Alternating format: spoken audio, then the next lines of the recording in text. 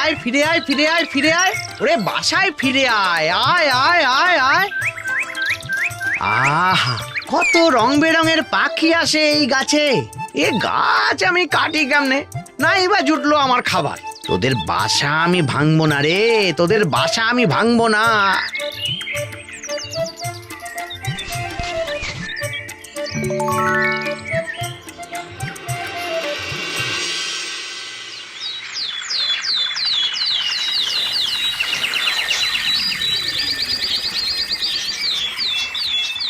মতিচ্ছন্ন মতিচ্ছন্ন, আমি খেটে খেটে মরে যাই সংসারের জন্য, আর উনি উনি পাখির সংসার সামলান। আজ আসুক বাড়িতে।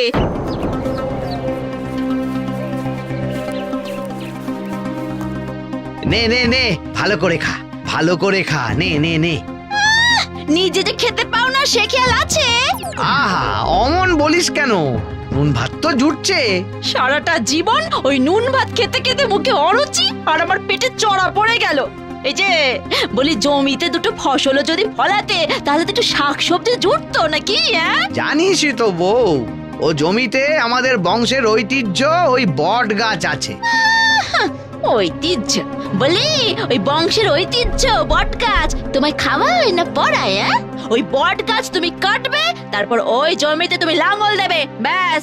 ও গাছে কত পাখি আসে জানিস?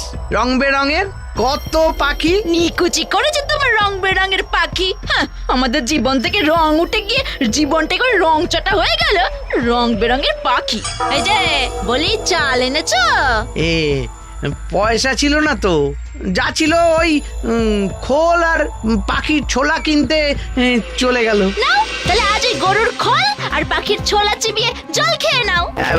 বলছি পরাণের বাড়ি থেকে একটু চাল।